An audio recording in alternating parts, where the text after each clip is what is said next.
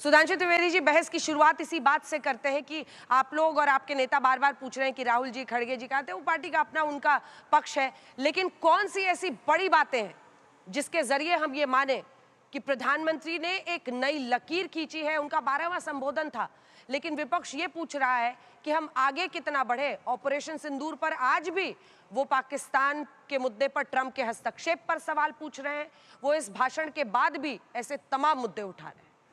देखिए, सर्वप्रथम मैं आज इस स्वतंत्रता दिवस के अवसर पर संपूर्ण देशवासियों को स्वतंत्रता दिवस की शुभकामनाएं देता हूं और उन अगणित स्वतंत्रता सेनानियों ने जिन्होंने अपने संपूर्ण जीवन और समस्त मधुर मनोभावों की आहुति दी, उनको समर्पित करता हूं दिनकर जी की उस कविता की पंक्ति से कि जो चढ़ गए पुण्य वेदी पर, लिए बिना गर्दन का मोल, कलम आज उनकी जय बोल, और उन्हीं को मैं समर्पित करता हूं आज आपका हल्ला बोल। अब हम आते हैं आज के इस विषय के ऊपर। माननीय प्रधानमंत्री जी के अगर आप भाषण को सुने तो उसमें कई चीजें बहुत दूरदृष्टि की और सूक्ष्म थी। नंबर 1, उन्होंने कहा कि भारत इसी जल्द ही अपना इंडिजिनस चिप मैन्युफैक्चरिंग करने में सफल होने जा रहा है। आज की डेट में चिप हर चीज में प्रयोग होती है, आपके मोबाइल से लेके, कार से लेके, एसी से लेके, हर प्रकार की चीज में। और आप ये भी ध्यान रखिए, चिप मैन्युफैक्चरिंग का सबसे बड़ा जो सेंटर था वो ताइवान था। आज जिस रंग के चीन और ताइवान के रिश्ते हैं, तो उन्होंने भी अपनी एक मैन्युफैक्चरिंग इधर शिफ्ट करने का प्रयास किया और हम अपना इंडिजिनस बनाने जा रहे हैं। दूसरा, उन्होंने ये कहा कि भारत क्लीन एनर्जी में टारगेट रखा कि 50% इंस्टॉल्ड कैपेसिटी 2030 तक होगी, वो 5 साल पहले 2025 में अचीव कर ली गई। फिर उन्होंने हाइड्रोजन मिशन और न्यूक्लियर मिशन की बात की, यानी जो आधुनिकतम टेक्निक है। और उसके साथ साथ उन्होंने तो बताया कि डिजिटल ट्रांजैक्शन में हम नंबर 1 हैं, और आज ये यथार्थ है कि वीजा को पीछे छोड़कर भारत का डिजिटल पेमेंट का जो सिस्टम है यूपीआई, वो दुनिया में सबसे ज्यादा एक दिन में ट्रांजैक्शन करने वाला सिस्टम हो गया है। ये दर्शाता है कि नया भारत किस रूप में, किस क्षमता और किस दक्षता के साथ आगे बढ़ रहा है। फिर ऑपरेशन सिंदूर ने दिखाया कि वो दौर चले गए जब भारत को एक इस प्रकार का हमारे शांति और अहिंसा के विचार को नकारात्मक ढंग से यूज किया जाता था, या हम यूं कहें कि हमारी उदारता और कायरता के बीच की सीमा रेखा बहुत धुंधली होती चली जा रही थी। तो पहले सर्जिकल स्ट्राइक, उसके बाद बालाकोट और उसके बाद ऑपरेशन सिंदूर ने पूरी तरीके से न्यू नॉर्मल स्थापित कर दिया है। हाँ। और फिर मैं ये कहना चाहूंगा, ये नया भारत किस भारत का प्रतीक है? संपूर्ण देशवासियों से कहूंगा, आप उस देश के प्रतीक हैं जो आज दुनिया का सबसे बड़ा देश है इन टर्म्स ऑफ पॉपुलेशन। आप उस देश के नागरिक हैं जो दुनिया का यंगेस्ट देश है। आप उस देश के नागरिक हैं जो दुनिया का ओल्डेस्ट सर्वाइविंग सिविलाइजेशन है। आप उस देश के नागरिक हैं जिसने दुनिया में किसी के ऊपर इन्वेजन नहीं किया। आप उस देश के नागरिक हैं जिसमें दुनिया के किसी देश के इतिहास में नहीं लिखा कि भारतीयों ने आके मेरे साथ ये तोड़फोड़ की, मेरे साथ अत्याचार किया। आप उस देश के नागरिक हैं जहां चाइना से लेकर, मतलब वेनसोंग सिंह से और फाइयान से लेकर इब्न असीर, इब्न तबरी, इब्न अल खल्दूम अरब से लेकर भारत में ज्ञान पढ़ने के लिए आते थे। आप उस देश के नागरिक हैं जहां चारों मतलब 6 ऋतुएं पड़ती हैं, तीनों जाड़ा गर्मी बरसात समान रूप से पड़ता है। आप उस देश के नागरिक हैं जिसको माना जाता था कि दुनिया में पुण्य भूमि है, जिसके लिए कहा जाता है कि हिमालय समारंभ यावत इंदु सरोवरम तद देव निर्मितम देशम हिंदुस्तानम प्रशक्षते, अर्थात एक महान गौरवशाली परंपरा और एक स्वर्णिम भविष्य, दोनों का समन्वय कैसे हो सकता है, यह माननीय प्रधानमंत्री जी ने दिखाया। तो मैं कहूंगा उनके भाषण को सूक्ष्म रूप में एक पंक्ति में कि भारत मां अंगड़ाई लेती, सुप्त चेतना जाग रही, ऋषि मुनियों की देवधरा फिर अपना रूप संवार रही। संघ पर क्यों बोला गया उस मंच से, इस पर 2 लाइन का एक जवाब।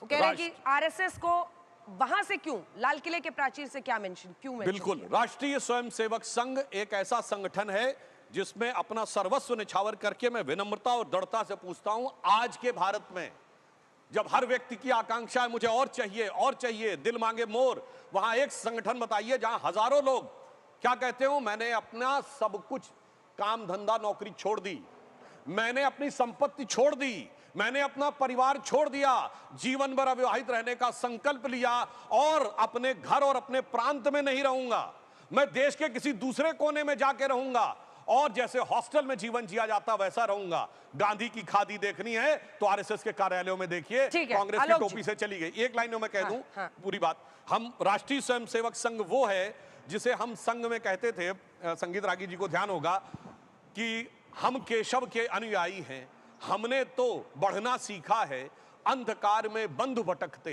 पंथ बिना व्याकुल दुख सहते, पथ दर्शक दीपक बन तिल तिल हमने तो जलना सीखा है। जिस संगठन ने यह सिखाया, और आरएसएस बीजेपी के रिलेशनशिप पे इन लोगों को बहुत सारा थोड़ा दिल में वो होता है ना, उनके लिए भी एक लाइन कहना चाहूंगा जो संघ भाजपा के रिलेशनशिप पे, कि तू ये कहता है कि रिश्तों की दुहाई देंगे, तू ये कहता है कि रिश्तों की दुहाई देंगे, गौर से देख हर चेहरे में दिखाई देंगे, हम तो महसूस किए जाते हैं खुशबू की तरह, कोई शोर नहीं है जो सुनाई देंगे। ठीक है आलोक जी, अब आप मोर्चा संभालिए। प्रधानमंत्री के भाषण में जो बड़ी बातें उन्होंने आत्मनिर्भर भारत पर कही, ऑपरेशन सिंदूर पर कही, और दूसरी तरफ ये कह रहे हैं कि अगर खादी अब देखनी है महात्मा गांधी की त्याग समर्पण देखना है देश के लिए, तो आप आरएसएस को देखिए, कांग्रेस की टोपी से खादी चली गई है। स्वतंत्रता दिवस की हल्ला बोल के तमाम दर्शकों को बहुत बहुत शुभकामनाएं, और तमाम स्वतंत्रता सेनानियों को सर झुकाकर नमन। दुर्भाग्य ये है कि जो संगठन अंग्रेजों की मुखबरी करता था, 60 रुपये पेंशन लेके बुलबुल पे घूमता था, 52 साल तक तिरंगा नहीं फहराता था, संविधान की प्रतियां जलाता था, आज उनके बारे में कसीदे पढ़े जा रहे हैं। दुर्भाग्य इस बात का है कि गोडसे की विचारधारा आज पूरे देश में जो प्रधानमंत्री फैलाते हों, जो कहते हों कि ज़्यादा बच्चे वाले, कम बच्चे वाले, मंगलसूत्र और भैंस और पता नहीं क्या क्या इस नाम पर वोट मांगते हों, जो संगठन 100 साल में अपना रजिस्ट्रेशन नहीं करा पाया हो, वो देश को क्या दिशा देगा। खैर, देश के प्रधानमंत्री उसी संगठन से निकले हैं, और उस संगठन का पूरा जो आधार है वो झूठ ही है। इसीलिए देश के प्रधानमंत्री ने आज भी लाल किले की प्राचीर से केवल झूठ का ही प्रचार किया, बड़े बड़े ख्वाब दिखा दिए। आज सबसे पहला उन्होंने कहा कि साहब जीएसटी जो है वो दिवाली पर, अभी नहीं, जब बिहार का चुनाव आएगा तो मैं जीएसटी कम कर दूंगा। अरे भाई, आप अगर इतने अच्छे प्रधानमंत्री हैं, जीएसटी कलेक्शन लगातार बढ़ रहा है, तो अभी कौन रोक रहा है आपको। लेकिन दुर्भाग्य यह है कि हर चीज को हिंदू मुसलमान के नजरिए से, कांग्रेस और बीजेपी के नजरिए से, और इतिहास में जाकर इतिहास की केवल बातों को गाकर आप केवल और केवल देश को गुमराह करना चाहते हैं। न्यू इंडिया की बात की गई, कहा गया कि साहब ये न्यू नॉर्मल है, कि जिसमें अमेरिका जो है वो पहले ही सीज फायर का डिक्लेयर कर देता है कि सीज फायर मैंने कराया। आज सुबह भी जिस समय पर मोदी जी भाषण दे रहे थे, उस समय पर ट्रंप यही घोषणा कर रहा था।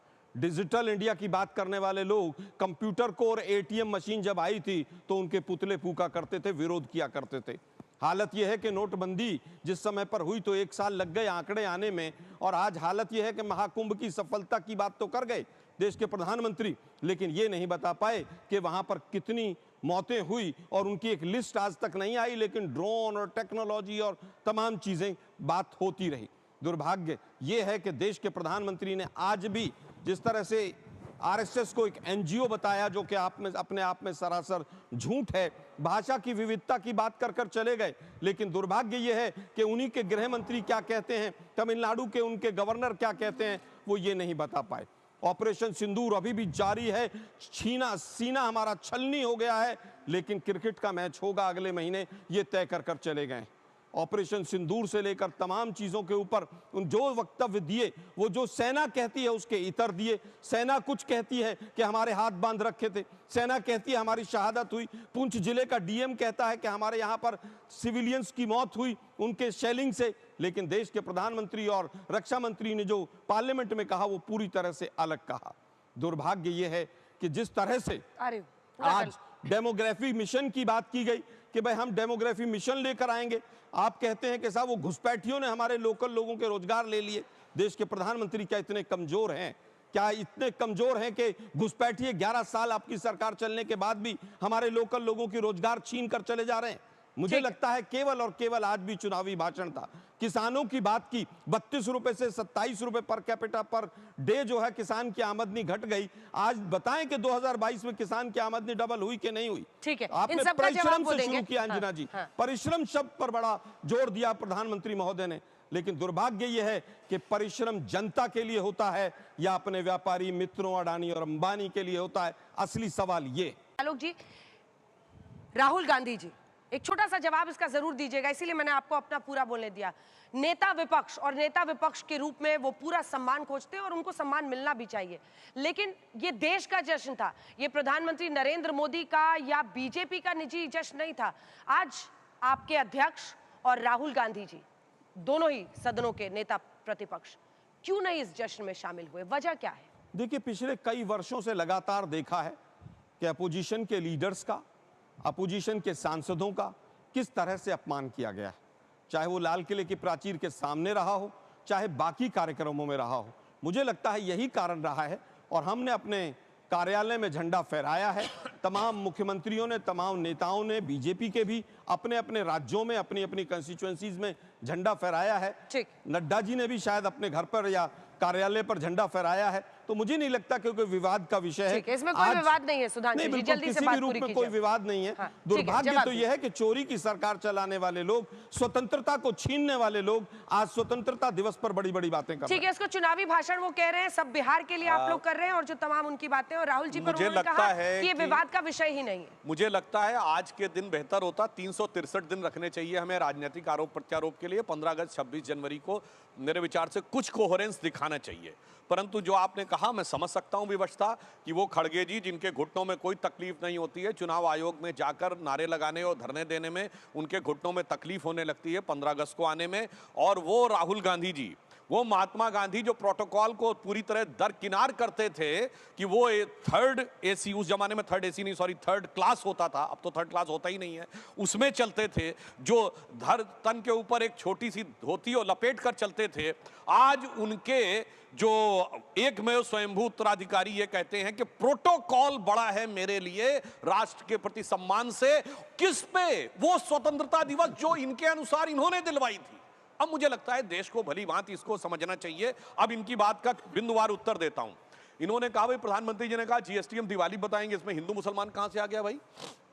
दिवाली भारत में समृद्धि का प्रतीक है। नहीं, बिहार के, अब ये भी कहता हूं, मगर जानते क्या है? नहीं, इसका भारतीय संस्कृति से संबंध है। भारत में समृद्धि का प्रतीक, व्यापार और लक्ष्मी जी की पूजा का प्रतीक दीपावली है। मगर गुलामी की मानसिकता इस देश में कैसे पैबस्त थी? दिवाली पे आना चाहिए। नहीं सुनिए, आप हाँ मतलब आप कुछ भी मत कहिए प्रभु, जो सच्चाई है उसको बताइए कि चुनाव को वोट लेना इसलिए जीएसटी कम करना है। बजट इन्होंने बोला तो मैं बताता हूं। भारत का इतिहास में भारत का बजट 1947 से 97 तक शाम 5 बजे आता था। क्यों? क्योंकि अंग्रेजों ने तय किया था कि लंदन के टाइम के हिसाब से जब 11 बजेंगे शाम 5 बजे आएगा। गुलामी की मानसिकता 50 साल रही। अटल जी के टाइम में सुबह 11 बजे आना शुरू हुआ। अब आइए, भारत का बजट मोदी जी के आने से पहले 1 मार्च को आता था। क्यों? क्योंकि लंदन में मौसम 1 मार्च के महीने में बर्फ पिघलती है, काम करने का होता है, मगर हमारे यहां तो मानसून आ जाता है मई के एंड में। इसलिए मोदी जी ने एक उससे गुलामी की मानसिकता कहां तक बैठी हुई थी इस देश ने पूरी तरीके से देखा है। अब बताता हूं, इनको बड़ी प्रॉब्लम है राष्ट्रीय स्वयंसेवक संघ से, तो मैं पूछना चाहता हूं मेरे भाई, आज बताइए वनवासी क्षेत्रों में, आज ट्राइबल्स की बहुत बात करते हैं, वनवासी क्षेत्रों में काम करने वाला एक संगठन बताइए, सबसे बड़ा संगठन वनवासी कल्याण आश्रम।